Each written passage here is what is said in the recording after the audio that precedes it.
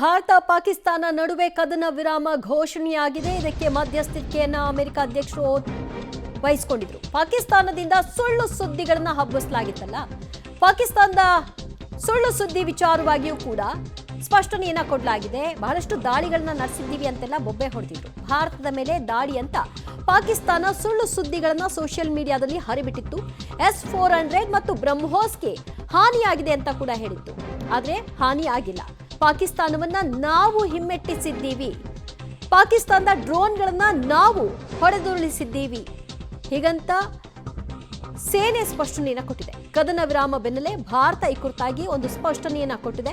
ಪಾಕಿಸ್ತಾನದ ಸುಳ್ಳು ಸುದ್ದಿಗಳು ಅವೆಲ್ಲವೂ ಕೂಡ ಯಾರು ನಂಬೇಡಿ, ಅದು ಅವರು ಸೃಷ್ಟಿ ಮಾಡಿದಂತಹ ಸುಳ್ಳುಗಳು. ಅದಕ್ಕೆ ಸಂಬಂಧಪಟ್ಟ ಹಾಗೆ ಹಲವಾರು ಕ್ಲಾರಿಫಿಕೇಶನ್ಸ್ ಕೂಡ ಈಗ ಹೊರಬಿದ್ದಿವೆ.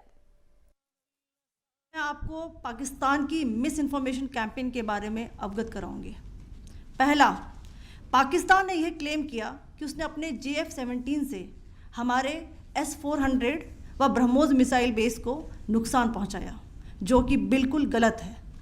दूसरा, उसका ये भी मिस इन्फॉर्मेशन कैंपेन था कि हमारी एयरफील्ड्स जो कि सिरसा, जम्मू, पठानकोट, बठिंडा, नलिया और भुज में हैं, ये उसका मिस इन्फॉर्मेशन भी बहुत गलत है। तीसरा, पाकिस्तान के मिस इन्फॉर्मेशन कैंपेन के मुताबिक हमारे एम्यूनिशन डम्प्स जो चंडीगढ़ और बियास में हैं उसका डैमेज हुआ, यह भी बिल्कुल गलत है। हमने आपको मॉर्निंग ब्रीफिंग में बताया था विथ फैक्ट्स एंड फिगर के साथ कि ये सारी चीज़ें बिल्कुल सही सलामत हैं। अब मैं आपको बताना चाहती हूँ कि पाकिस्तान के एक प्रेस कॉन्फ्रेंस में ये बात की गई थी कि उनके सीनियर मिलिट्री ऑफिसर्स जो कि पूरी तरह से ये भ्रामक हैं और तथ्यों से दूर हैं कि पाकिस्तान की ओर से ये झूठा आरोप भी लगाया जा रहा है कि भारतीय सेना ने मस्जिदों को नुकसान पहुंचाया। मैं इससे बिल्कुल स्पष्ट करना चाहती हूं कि India is a secular nation और हमारी सेना भारत के कॉन्स्टिट्यूशनल वैल्यूज़ की एक बहुत प्यारी झलक है। इंडियन ಭಾರತದ ಮೇಲೆ ಪಾಕ್ ದಾಳಿಯನ್ನ ಮಾಡಿದೆ, ನಾವು ಉಗ್ರರ ನೆಲೆಗಳನ್ನ ಧ್ವಂಸ ಮಾಡಿದ್ದೇವೆ, ಎಲ್ಲ ಉಗ್ರರ ನೆಲೆಗಳನ್ನ ಧ್ವಂಸ ಮಾಡಲಾಗಿದೆ, ಮಸೀದಿ ಮೇಲೆ ದಾಳಿ ಮಾಡಿದೆ ಅಂತ ಪಾಕ್ ಆರೋಪವನ್ನ ಮಾಡಿತ್ತು. ಪಾಕ್ ದಾಳಿಯನ್ನ ಭಾರತೀಯ ಸೇನೆ ಹಿಮ್ಮೆಟ್ಟಿಸಿದ್ದಾಗಿ ಭಾರತ ಸ್ಪಷ್ಟನೆಯನ್ನ ಕೊಟ್ಟಿದೆ. ಪಾಕ್ ನಡೆಸಿದ ದಾಳಿಯಿಂದ ನಮ್ಮಲ್ಲಿ ಯಾವುದೇ ರೀತಿಯ ಹಾನಿ ಆಗಿಲ್ಲ, ಯಾವುದೇ ಡ್ಯಾಮೇಜ್ ಆಗಿಲ್ಲ, ನಾವು ಯಾವುದೇ ಪರಿಸ್ಥಿತಿಯನ್ನ ಎದುರಿಸಲು ಕೂಡ ಸನ್ನದ್ಧರಾಗಿದ್ದೀವಿ ಅಂತ ಮಗದೊಮ್ಮೆ ಉಚ್ಚರಿಸಿದ್ದಾರೆ. ಕದನ ವಿರಾಮ ಬೆನ್ನಲ್ಲೇ ಭಾರತ ಈ ಕುರಿತಾಗಿ ಸ್ಪಷ್ಟನೆಯನ್ನ ಕೊಟ್ಟಿದೆ. ನಮ್ಮ ಸೇನೆಗೆ ಯಾವುದೇ ಹಾನಿಯಾಗಿಲ್ಲ, ನಮ್ಮ ಪ್ರದೇಶಕ್ಕೂ ಕೂಡ ಯಾವುದೇ ರೀತಿಯ ಸಮಸ್ಯೆಗಳಾಗಿಲ್ಲ, ಇದೆಲ್ಲವೂ ಕೂಡ ಪಾಕಿಸ್ತಾನದ ಮತ್ತೊಂದು ಸುಳ್ಳಿನ ಕಂತೆ ಅಂತ ಸ್ಪಷ್ಟಪಡಿಸಿದ್ದಾರೆ. As we have seen for the last few days, there were attempts made to say that our S-400 at a northern base was destroyed, which was completely false, and that it was destroyed by a JF-17, it was a false information. Also that the BrahMos installation was attacked and it was destroyed was false. The destruction of airfields at Srinagar, Jammu, Pathankot, Bhuj, Nalia, etc. was also a false claim. The forward ammunition dump at Chandigarh and Beas are also fit and fine, and we showed you these in the photographs in the morning briefing today. Also, there was a certain different way of miscampaign that the Pakistan conducted by its press conferences, which was conducted in a manner which were completely misleading and devoid of facts. Pakistan has been spreading fabricated allegations that the Indian armed forces have targeted mosques.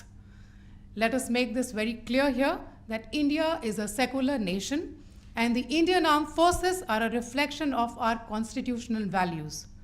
We hold every place of worship of all faiths in the highest regard. Our operations have been aimed exclusively at terrorist camps and facilities being used for anti-India activity.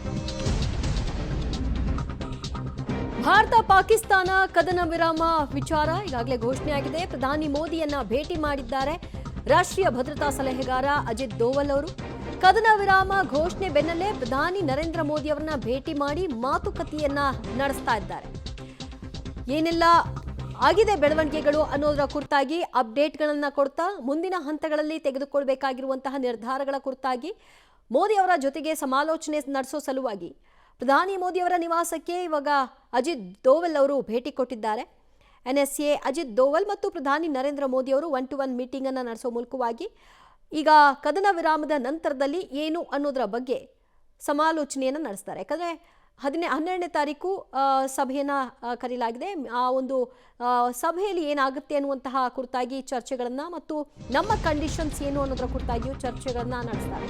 ತಕ್ಷಣವೇ ಜಾರಿಗೆ ಬರುವಂತೆ ಎರಡೂ ದೇಶಗಳ military ಕಾರ್ಯಾಚರಣೆಗಳಿಗೆ ತಿಳಿಸಲಾಗಿದೆ. ಗಡಿಯಲ್ಲಿ ಗುಂಡಿನ ಚಕಮಕಿಯನ್ನು ಈ ಕೂಡಲೇ ಬಂದ್ ಮಾಡಬೇಕು. ಸಂಜೆ 5 ಗಂಟೆಯಿಂದಲೇ ಜಾರಿಯಾಗಿದೆ ಈ ಕದನ ವಿರಾಮ. ಹೀಗಾಗಿ ತಕ್ಷಣದಿಂದಲೇ ಇದನ್ನ ಬಂದ್ ಮಾಡಬೇಕು. ತಕ್ಷಣವೇ ಜಾರಿಗೆ ಬರುವಂತೆ ಎರಡೂ ದೇಶಗಳ ಮಿಲಿಟರಿ ಕಾರ್ಯಾಚರಣೆಯನ್ನ ಸ್ಥಗಿತಗೊಳಿಸುವಂತೆ ಸೂಚನೆಯನ್ನ ಎರಡೂ ದೇಶಗಳಿಗೂ ಕೂಡ ಕೊಡಲಾಗಿದೆ. ಇದನ್ನ ಎರಡೂ ದೇಶಗಳು ಕೂಡ ಒಪ್ಪಿಗೆಯನ್ನ ಸೂಚಿಸಿವೆ. ಹಾಗಾಗಿ ಅವರವರ ಮಿಲಿಟರಿಗೆ ಈ ಸಂಬಂಧಿತವಾಗಿ ಮಾಹಿತಿಯನ್ನು ಹಂಚಿಕೊಳ್ಳುವ ಮೂಲಕವಾಗಿ ಯಾವುದೇ ರೀತಿಯಾದಂತಹ ದಾಳಿಗಳನ್ನು ನಡೆಸಬಾರದು ಅಂತ ತಿಳಿಸಲಾಗಿದೆ. ಇವತ್ತು ಸಂಜೆ 5 ಗಂಟೆಯಿಂದಲೇ ಜಾರಿಗೆ ಬಂದಿದೆ. ಕದನ ವಿರಾಮ ಒಪ್ಪಂದವನ್ನ ಮಾಡಿಕೊಳ್ಳಲಾಗಿದೆ. ಸೊ ಮಾತುಕತೆಯ ನಂತರದಲ್ಲಿ ಮುಂದಿನ ತೀರ್ಮಾನ ಅಂತ ನಿರ್ಧರಿಸಿಯಾಗಿದೆ. ಎರಡೂ ದೇಶಗಳು ಇದನ್ನ ಒಪ್ಕೊಂಡಿದೆ. ಭಾರತೀಯ ವಿದೇಶಾಂಗ ಕಾರ್ಯದರ್ಶಿ ಈ ಬಗ್ಗೆ ವಿಕ್ರಮ್ ಮಿಶ್ರಾ ಅವರು ಹೌದು ನಾವು ಇದನ್ನ ಒಪ್ಕೊಂಡಿದ್ದೀವಿ ಅಂತ ಅವರು ಕೂಡ ಒಪ್ಪಿಗೆಯನ್ನ ಸೂಚಿಸಿದ್ದಾರೆ.